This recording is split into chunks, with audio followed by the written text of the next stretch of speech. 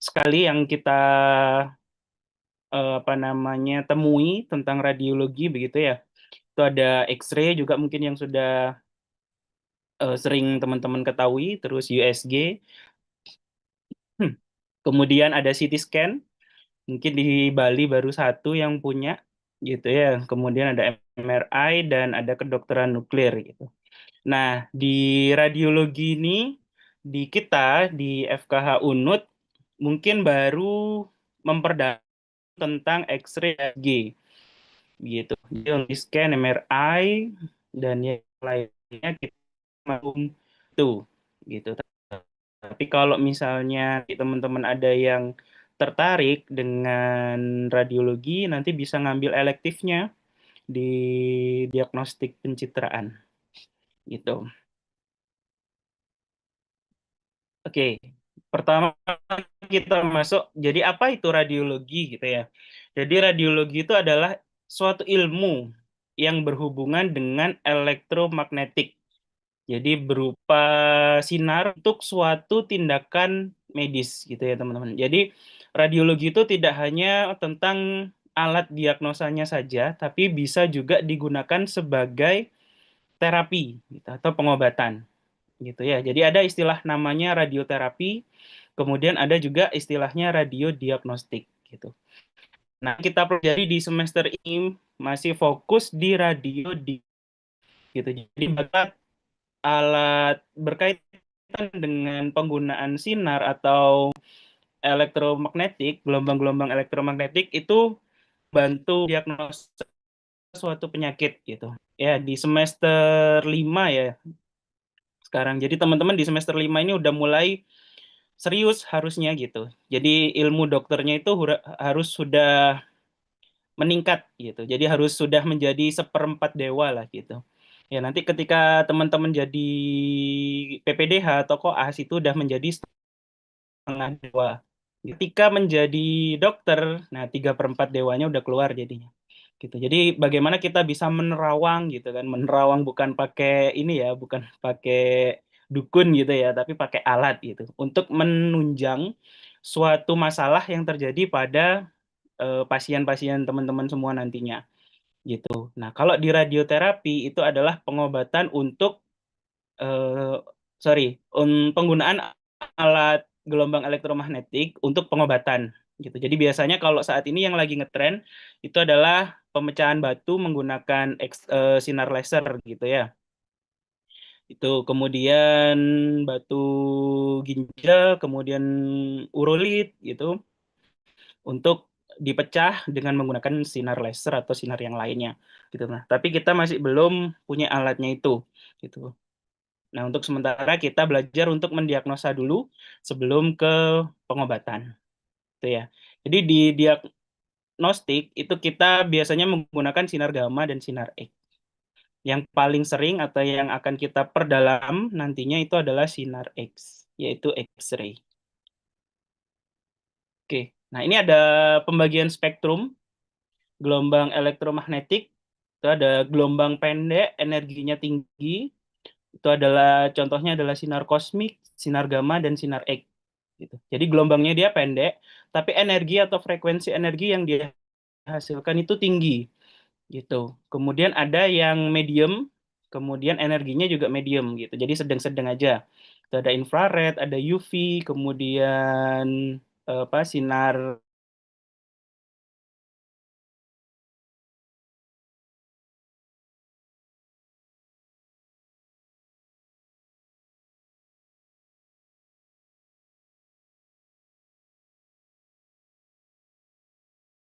Nah, oh gambarnya itu misalnya seperti ini kita prediksikan gini. Jadi di sinar yang kita lihat gitu, yang terlihat, nah itu adalah yang middle, yang di tengah-tengah. Itu nanti dia akan memancarkan berbagai macam warna seperti yang kita lihat saat ini. Ada merah segala macam ya. Kemudian kalau dia semakin pendek gelombangnya atau semakin panjang gelombangnya, dia warnanya menjadi hitam. Jadi kita nanti akan kembali lagi ke zaman dulu. Ya, jadi kita akan melihat warna hitam dan putih gitu aja. Jadi kita nanti akan buta warna teman-teman di X-ray itu ya. tidak melihat warna-warna yang bagus gitu, bukan warna pelangi yang kita lihat, tapi hanya hitam dan putih gitu. Karena sinar X-ray itu kan ada di sini dia. Ya, gelombangnya pendek, energinya dia tinggi gitu. Nah, ini ada beberapa teknik dalam mendiagnosa. Ya, jadi kita bisa menggunakan tadi X-ray, ronsen. Jangan ada lagi yang baca Röntgen ya. Ini anak-anak koas itu biasanya bacanya Röntgen. Jadi ketika disuruh baca eh, artikel gitu dia bacanya Röntgen. Hasil Röntgen gitu. Ya, jadi ronsen ya. Tulisannya Röntgen, bacanya masuk ke CT scan, kemudian MRI. Nah, ini adalah alat-alat yang masih umum dan banyak digunakan untuk mendiagnosa pencitraan gitu. Nah, radiografi. Jadi, radiografi itu adalah suatu gambar yang dihasilkan oleh sinar X dan merupakan bayangan benda atau organ dengan kerapatan yang berbeda gitu. Jadi kita bisa saat ini kita bisa melihat dalemannya pasien kita, teman-teman ya. Saking dalamnya sampai organ-organnya juga terlihat. Di sistem gelombangnya tadi, karena di gelombangnya tapi energinya tinggi, maka warna yang akan dihasilkan nanti itu berupa warna kayak gambar di atas ini gitu. Nah, di sini ada dua faktor yang bisa menjadi penyebab perbedaan kerapatan itu, teman-teman ya. Jadi gambar yang dihasilkan atau bayangan itu nanti ada kerapatan-kerapatan yang berbeda gitu. Jadi yang pertama itu adalah kerapatan dari subjeknya.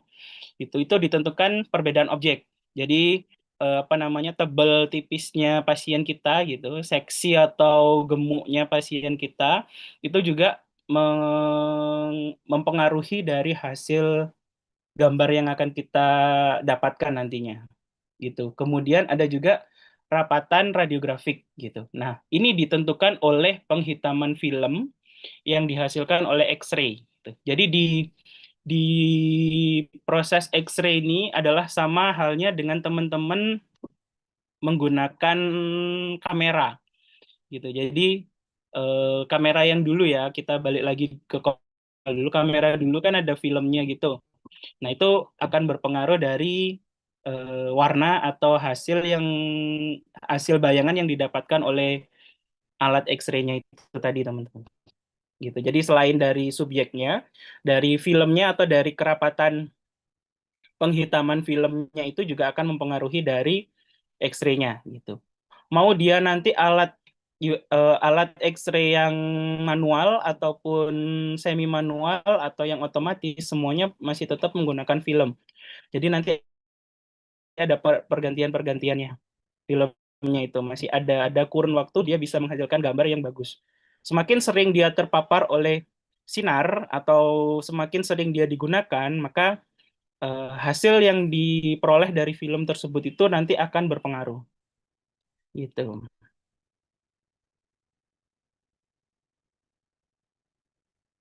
Oke, nah ini ada hasil atau gambar nanti yang bisa teman-teman baca gitu ya. Itu ada, karena kita berhubungan dengan monokrom ya, hitam putih gitu. Jadi kalau misalnya warnanya hitam, itu berarti kerapatannya dia longgar gitu. Contohnya itu adalah udara. Jadi dia sama sekali nggak ada kerapatan atau tidak ada apa namanya, jaringan atau hal lain yang menutup menutup dari sinar X itu gitu. Kemudian ada juga warnanya abu-abu gitu. Nah, itu biasanya lemak, kemudian muskulo kayak gitu, otot kayak gitu. Itu warnanya dia lebih ke abu-abu, tapi belum sampai ke putih gitu.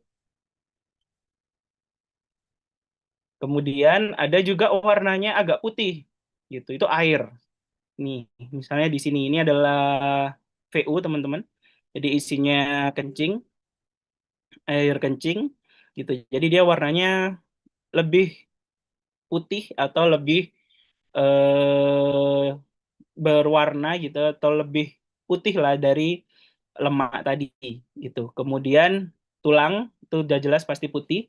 Kemudian nanti yang paling putih itu adalah logam. Ya, di sini juga ada nih logam. Kemudian ini ada batu ginjal atau sorry, ini ada makanan gitu. Mungkin dia makan tulang atau yang lain gitu. Kemudian di sini juga ada logam.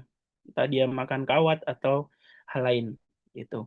Jadi dia logam pendarahnya lebih putih gitu.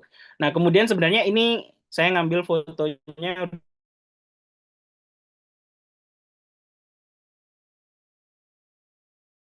foto lama ya. Sini tulang putih sekali. Nah, itu nanti akan kita bahas di pertemuan ketiga ya. Jadi sekarang kita bahas yang normal-normalnya dulu meskipun ini saya kasih gambarnya yang sedikit tidak normal gitu ya, teman-teman. Gitu. Jadi warna yang akan kita lihat nanti cuma hitam putih. Nah, tapi mulai sekarang ini, detik ini, dalam membaca atau menginterpretasikan hasil X-ray, itu tidak boleh lagi seperti saya tadi bilang sorry, bilang hitam atau putih, kayak gitu. Tapi di dunia X-ray, itu ada namanya radiolucent, gitu. Kalau radiolucent, itu dia menginterpretasikan warna hitam gitu. Sedangkan radiopak itu menginterpretasikan warna putih gitu. Jadi dalam komunikasi nanti di X-ray itu ada namanya radiolucent dan radiopak. Jadi kalau warnanya hitam, kita bilangnya berwarna lebih radiolucent dibandingkan yang lain kayak gitu.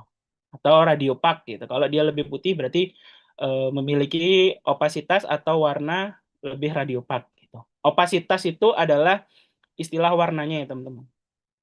Tingkat opasitas diperoleh adalah berwarna radiolucent kayak gitu. Atau kalau putih bernama radiopak. Nah, nanti di USG teman-teman dengan Dok Niko nanti masih masih lama ya nanti bertemu dengan Dok Niko. Nanti ada juga istilah hitam putihnya di USG. Nah, itu jangan sampai apa namanya terbalik nanti. Kalau di X-ray itu ada radiolucent dan radiopak. Kalau di USG nanti ada lagi namanya hyperechoic, anechoic gitu, hypoechoic kayak gitu. Nah, nanti biasanya teman-teman ketika di UTS masih gampang tuh membedakan radiolucent dan radiopak gitu kan, karena kita bahasnya masih X-ray. Nanti ketika dengan USG ketemu hyperechoic, anechoic, kemudian hypoechoic di UTS-nya bingung lagi nanti.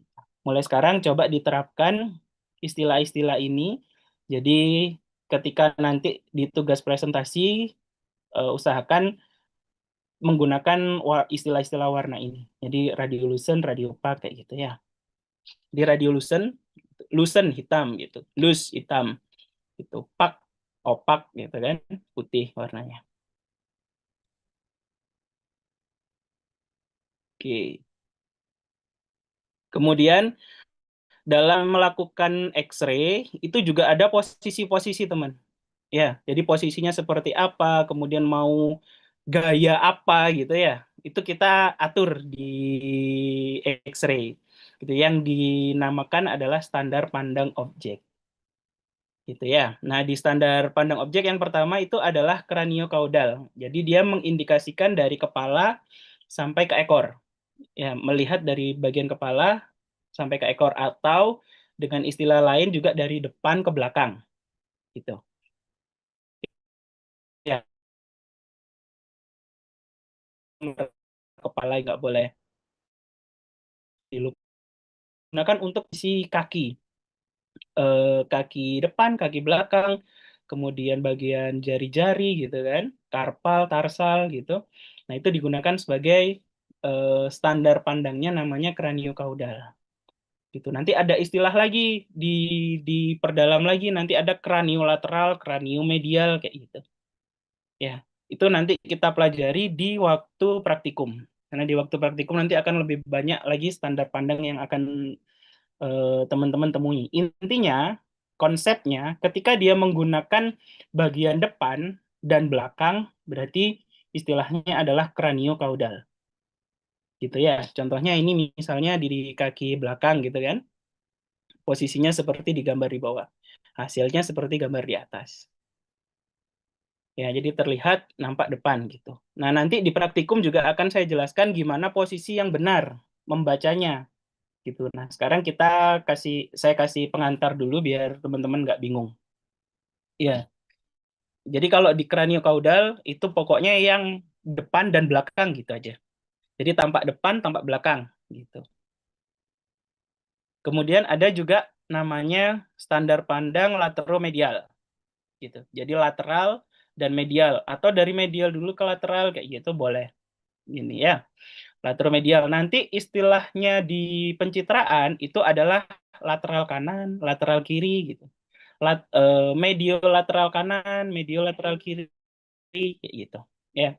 Jadi itu digunakan untuk kaki dan tubuh dari arah lateral atau medial gitu. Jadi dia berpatokan pada arah. Nah, kalau gampangnya posisi miring gitu. Ya, jadi lateromedial itu posisi miring, mau miring ke kanan atau mau miring ke kiri gitu. Nanti ada juga penandaannya seperti apa gitu. Kemudian yang berikutnya ada juga namanya ventrodorsal. Kalau di istilah bedah, teman-teman, karena X-ray dan bedah itu nanti akan jadi satu ya.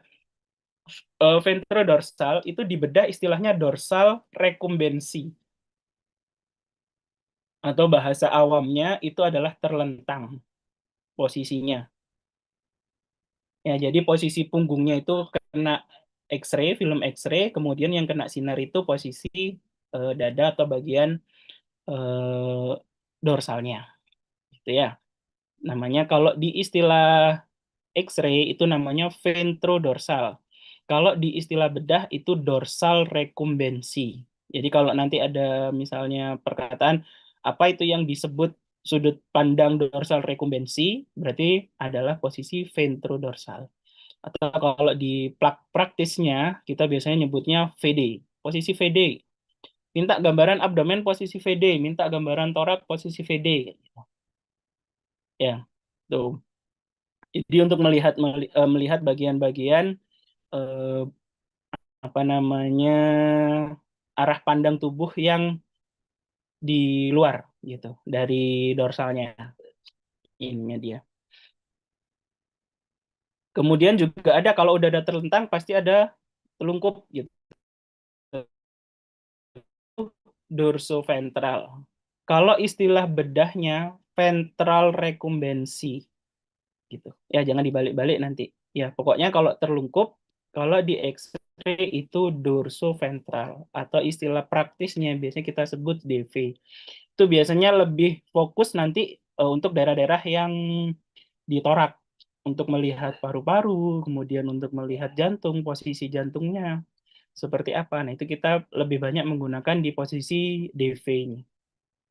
Gitu. Jadi langsung di bagian dada ya, dadanya kita itu langsung ke filmnya. Sehingga pencitraan dari atas yang paling dekat dengan filmnya itu adalah dadanya.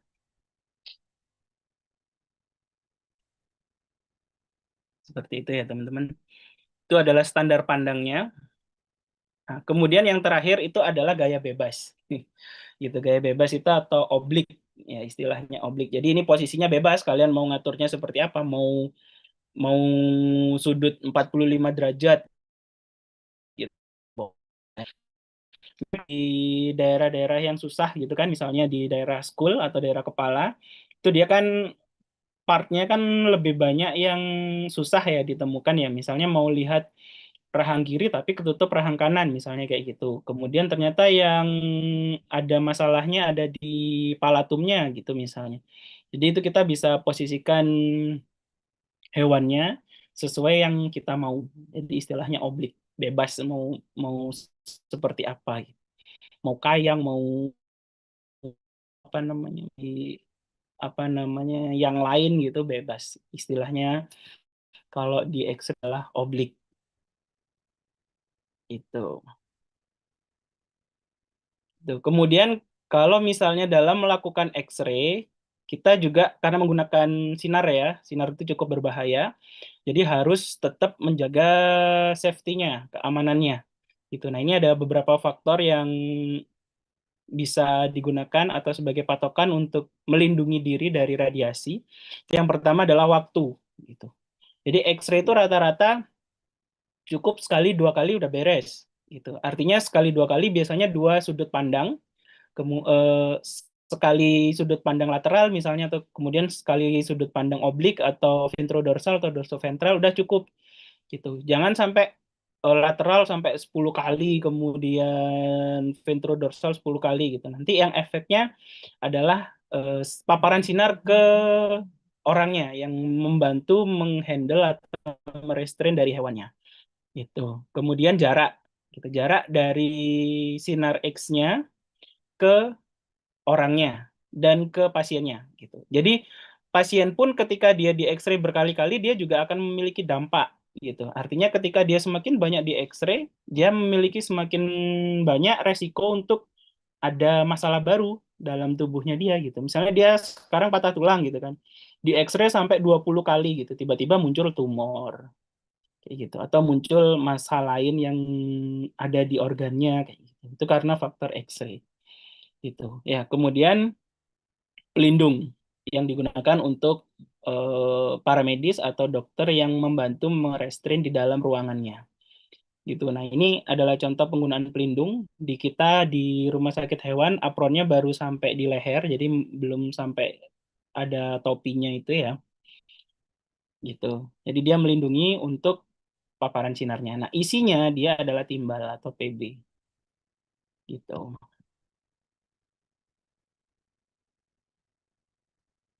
Oke.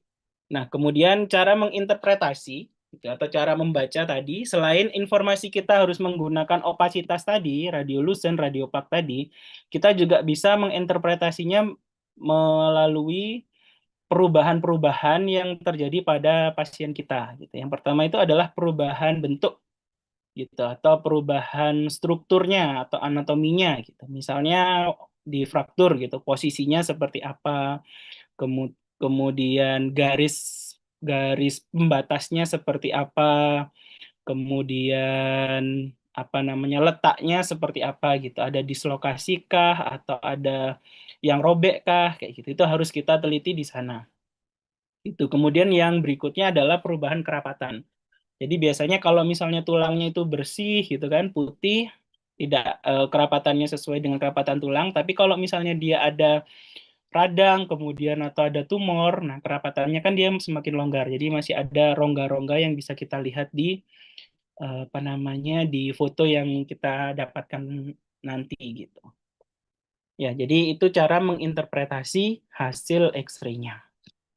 Jadi kita lihat bentuknya, kemudian kita lihat kerapatannya. Misalnya osteoporosis gitu kan untuk hewan-hewan tua gitu kan. Berarti nanti akan berhubungan lagi ke terapi yang akan kita gunakan teman-teman. Tuh. Jadi pentingnya detailing dari interpretasi ini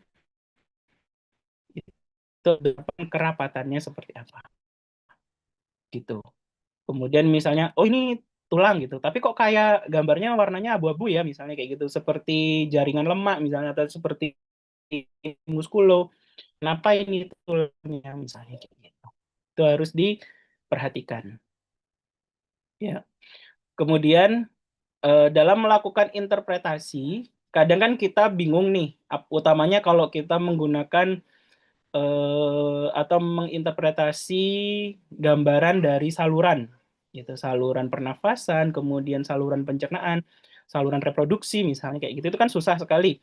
Oh ini apa namanya udara di usus atau udara di uterus ya, misalnya kayak gitu, atau udara di esofagus atau kayak gitu. Nah, biasanya kalau misalnya ingin lebih jelas melihat anatomi dari organ saluran-saluran tadi, atau misalnya mau lihat saraf misalnya kayak gitu, nah itu kita menggunakan namanya bahan kontras gitu. Jadi kalau bahan kontras ini sebenarnya adalah obat gitu, obat yang dimasukkan untuk membantu pencitraan tersebut gitu. Jadi dia apa namanya klasifikasinya dia itu masuk dalam obat-obatan atau farmakonya ya, tentang di sana. Jadi dia tidak berbahaya bagi tubuh gitu, dan dia juga bisa membantu memberikan gambaran yang bagus di dalam hasil X-ray-nya atau hasil pencitraan radiologinya tadi gitu.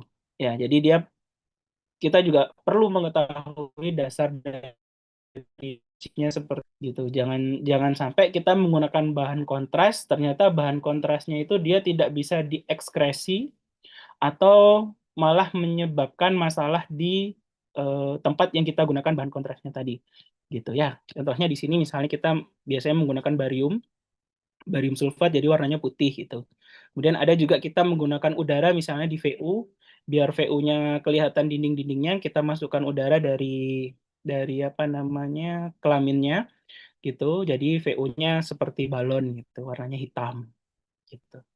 Ya. Nah, di kontras ini juga ada istilahnya, ada kontras negatif, ada kontras positif gitu. Kalau dia berwarnanya hitam, lebih ke hitam, dia kontras negatif gitu. Fungsinya hanya memberikan bentuknya.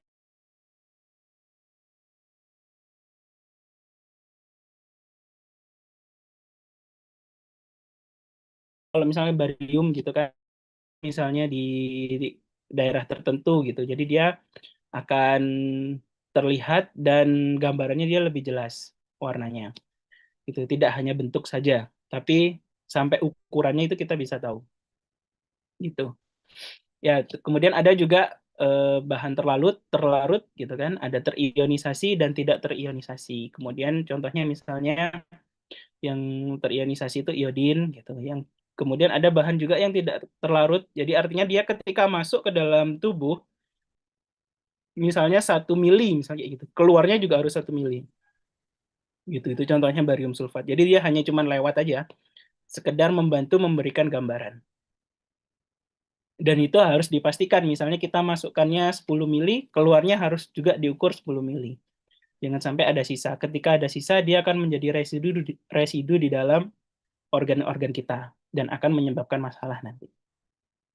Itu. Nah, kemudian ini tambahan, ini adalah alat yang digunakan oleh operator gitu ya, atau yang membantu merestrain di dalam ruangan. Itu adalah bandage film. Jadi dia melihat, mengukur dosis yang sudah kita capai. Ketika sudah mencapai batas maksimal, orang itu tidak boleh masuk lagi ke dalam ruang X-ray. Gitu. Dalam periode tertentu, misalnya 2 minggu atau 1 bulan, baru dia masuk lagi. Gitu. Ya, jadi dia itu bentuknya seperti cincin, tapi di RSH kita masih belum punya alat ini. Gitu. Entah belum punya atau belum beli, saya kurang paham juga ya. Gitu. Tapi ada alat ini dan harus diukur. Jadi kalau teman-teman punya teman apa namanya yang sekolah di alat kesehatan gitu, dia biasanya ada juga yang bekerja di bagian radiologi. Nah, itu dia pasti punya bandage filmnya ini. Gitu. Ya, karena kita harus hati-hati sekali ketika menggunakan sinar atau radiasi dari X-ray yang kita pakai. Begitu. Nah, itu aja materi hari ini, pengantar tentang radiologi. Gitu. Nanti di minggu depan kita akan membahas tentang alat X-ray-nya. Kemudian 2 minggu lagi baru presentasi teman-teman dari apa namanya hasil pencitraan dari kasus-kasus fraktur. Itu ya, kasus-kasus fraktur. Nah, ini adalah tugasnya. Ya, kelompok 1, silakan nanti cari interpretasi, tidak harus dari semuanya gitu. Misalnya cukup di apa namanya bagian skapula misalnya kayak gitu, nggak masalah. Ambil salah satu aja bagaimana cara menginterpretasikan di sana. Silakan nanti dibuatkan papernya, itu kemudian presentasi 2 minggu lagi. Gitu. Kelompok 2, 3, 4 juga seperti itu. Silakan menggunakan. Misalnya, Dok, ada alat diagnostik baru misalnya karena kita membahas cuman X-ray, kemudian kalian menemukan jurnalnya sampai ke MRI misalnya kayak gitu, boleh. Kalau misalnya mau ditambah gitu. Minimal ada satu satu radiografi yang bisa kita baca di paper kalian. Begitu ya teman-teman ya. Oke, ada yang ditanyakan dulu teman-teman? Silakan.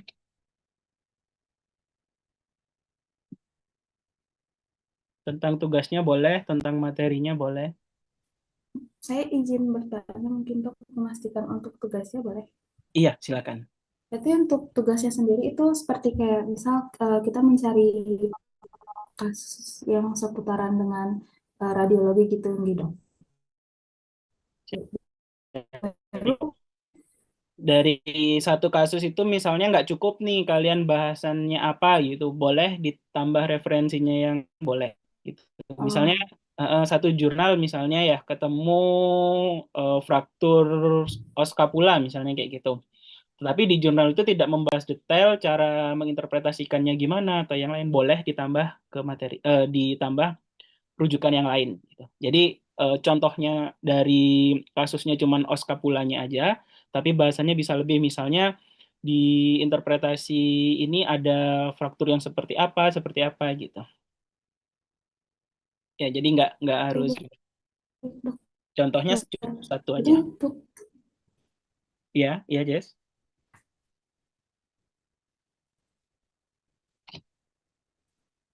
oke. Berarti tugasnya membuat paper dan PPT kan, Dok? Ya, dan presentasi di minggu ketiga.